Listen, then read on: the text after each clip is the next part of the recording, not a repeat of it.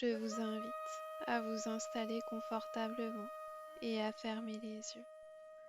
Je vais, comme vous le savez peut-être, réaliser cette séance en vous racontant des histoires que vous écouterez ou que vous n'écouterez pas.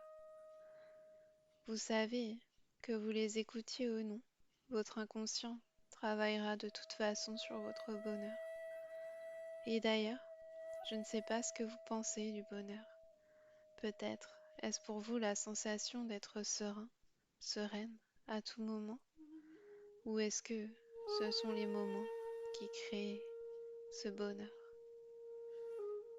Ma grande-tante disait souvent que le bonheur se cultivait, un peu comme des plantes. Pour qu'elles s'ouvrent et qu'elles rayonnent, il faut les semer, les arroser, désherber les alentours, leur apporter de l'amour. Et c'est le moment que je préfère. Elles poussent, rayonnent et nous redonnent à leur tour leur amour. Je ne sais pas si vous voyez cela comme ça ou si vous trouvez mon raisonnement irraisonné. Ce que je sais, c'est que pour prendre soin d'autrui, il faut commencer par prendre soin de soi et pas l'inverse.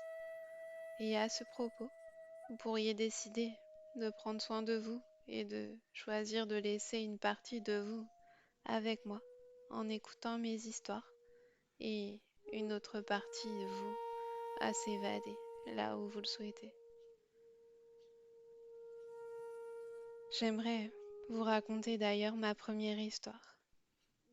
Cette première histoire, c'est l'histoire de cette dame qui, pour se faire du bien, allait toutes les semaines chez le coiffeur et la masseuse. Elle aimait qu'on la pomponne, qu'elle se sente bien, qu'elle se sente belle, qu'elle se sente détendue. Cela l'aidait à canaliser ses émotions et lui apportait beaucoup de plaisir. Pour elle, être détendue était être zen en toutes circonstances. Il faut dire que sa confiance en elle l'aidait. Elle aimait donc aller chez le coiffeur tous les mercredis après-midi et chez la masseuse le samedi matin pour bien commencer le week-end. Pour elle, c'était une nécessité. Elle devait y aller chaque semaine, sinon quelque chose lui manquait. Sa tante lui disait souvent que prendre soin de soi aidait à prendre aussi soin des autres, et cela lui parlait beaucoup de par son métier d'aide à domicile. Un jour, on lui annonça des travaux importants à faire sur sa maison pour qu'elle ait plus de confort et ainsi plus de plaisir. Des travaux dont elle ne pouvait se passer. Malheureusement, pour parvenir à les financer, elle devait restreindre certains plaisirs qui lui coûtaient cher. Je ne sais pas si vous savez, mais un massage coûte parfois cher et une coupe d'entretien chez le coiffeur chaque semaine peut rendre léger le porte-monnaie en fin de mois.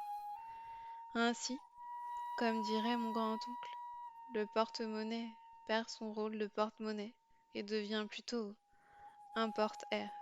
Oui, je sais, c'est un petit peu tiré par les cheveux. Elle dut alors se passer d'aller chez la coiffeuse toutes les semaines. Au départ, elle n'y allait que 2 fois par mois, puis avec le temps, elle ne prenait rendez-vous qu'une fois par mois. Pareil pour la masseuse. Petit à petit, elle diminua les séances. Cela n'a pas été facile, mais elle savait que c'était pour son bien et qu'elle pouvait trouver réconfort ailleurs. La nature, par exemple, où l'on se sent merveilleusement bien. Je ne sais pas si vous aussi, vous pourriez progressivement arrêter ce qui vous réconforte ponctuellement, mais qui est un peu nocif pour votre santé, en trouvant du plaisir ailleurs. Et plus vous écoutez ma voix et plus les secondes passent, plus vous rentrez dans un sommeil hypnotique, profond, qui vous fera accepter tous les messages que je donne à votre inconscient. Et j'aimerais continuer par vous raconter une autre histoire. Mon grand-oncle racontait souvent l'histoire d'une psychologue de prison qui accompagnait femmes et hommes de leur entrée en prison à leur libération. Elle rencontra ce jour un homme qui avait passé 20 ans de sa vie en prison et pour qui, à la 21e année et au 68e jour, on lui annonçait qu'il serait libéré le mois prochain grâce au travail de son avocat qui avait négocié une sortie anticipée. L'homme avait ressenti comme une boule au ventre lors de cette annonce, et les jours qui suivent, il se dit qu'il n'avait pas l'envie de sortir finalement. La psychologue voyait bien qu'il n'osait pas dire qu'il avait peur de retrouver la vie qu'il avait perdue il y a 20 ans, et elle lui faisait comprendre que sa réaction était normale, que les habitudes qu'il avait prises ici lui donnaient cette sensation de sécurité, même lorsqu'il croisait son pire ennemi dans les couloirs chaque jour. Pour avancer, il faut sortir de sa zone confortable. Vous, c'est la prison, et toutes ces habitudes que vous aviez ici, ce rythme très cadré qui vous servait de repère. Mais vous verrez qu'en sortant, il faudra reprendre vos repères, mais vous revivrez, lui disait la psychologue. Et c'est souvent lorsque l'on sort de sa zone confortable et que l'on change ses habitudes, que l'on avance et que l'on peut se détacher et se dégoûter de la cigarette. Alors pourquoi pas vous? Et au rythme de votre respiration, votre détente est de plus en plus profonde. J'aimerais vous raconter l'histoire d'un groupe d'amis qui s'étaient rencontrés à une réunion tupperware. Depuis cette rencontre, ils ne se sont jamais perdus de vue. L'entente avait été formidable. Un jour, ils décidèrent d'organiser un voyage tous ensemble en Thaïlande. Ce projet les motivait, mais il avait été dur de trouver une date commune possible. Ils avaient réussi à trouver un mois qui arrangeait la majorité des personnes du groupe, le mois de novembre. Seulement, Jeanne était préoccupée, car cela tombait sur le mois où elle avait pris un rendez-vous très important, qu'elle attendait depuis longtemps et sur lequel elle tenait énormément. Au début, elle se posait beaucoup de questions. Qu'allait-il penser si je ne parviens pas, juste parce que j'ai un rendez-vous de prévu, à venir? Vais-je me sentir exclue, rejetée? Vont-ils vouloir décaler ce voyage à l'an prochain? Et puis, lors d'une méditation, elle décida profondément de stopper son mental et de redéfinir ses priorités. Elle songea que ce rendez-vous est très important pour elle et qu'il pourrait changer sa vie. Il s'agissait maintenant d'oser affirmer ses priorités et de prendre sa place au sein du groupe. Arrêter de vouloir faire comme les autres pour plaire. En prenant sa place, ses amis respecteraient davantage sa décision.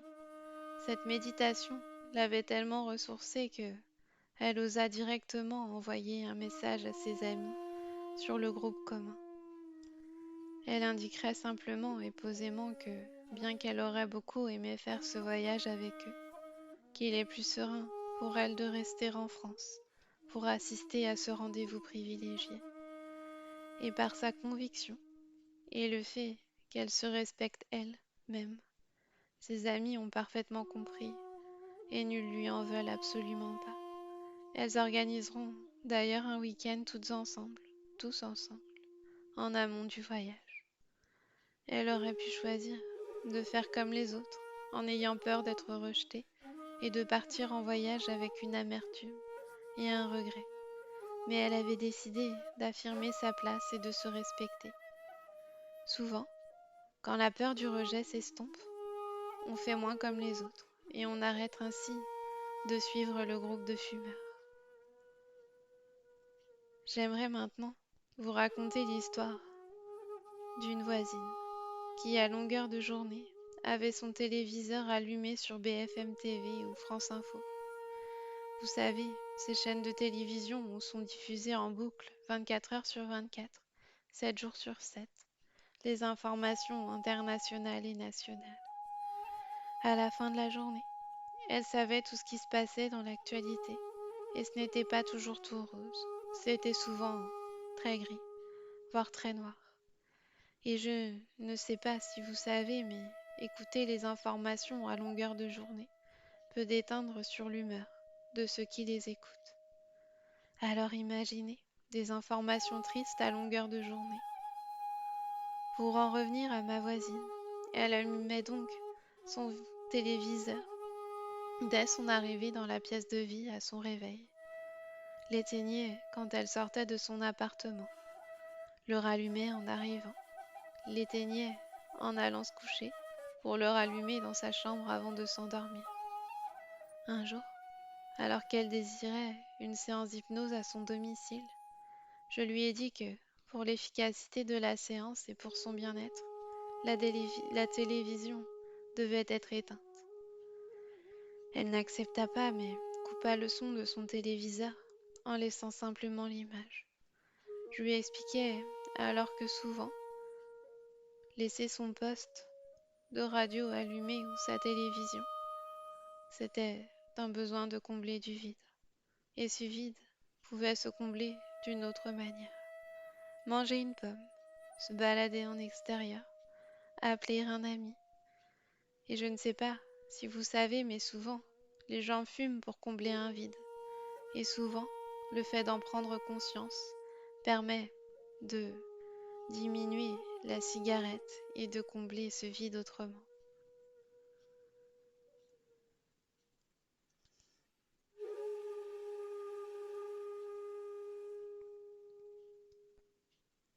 Imaginez maintenant que votre tête est comme un ordinateur. Voyez pour chacun de vos programmes un fichier.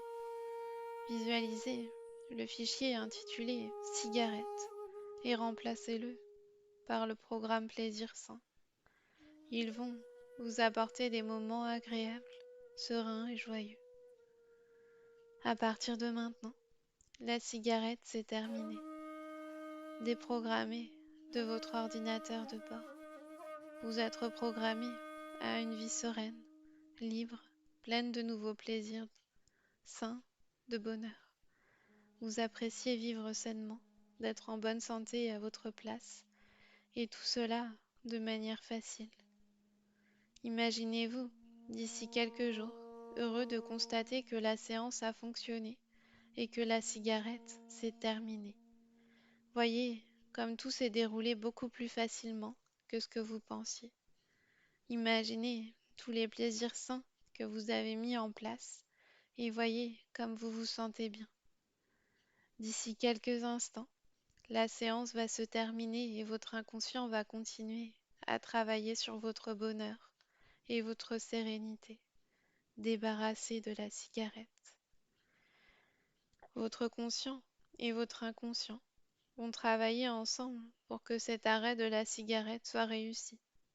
Et quand vous le souhaiterez, toutes les parties de vous vont pouvoir se retrouver et vous allez pouvoir revenir ici, maintenant, au moment présent, en prenant le temps qu'il vous faudra pour ouvrir les yeux tout doucement.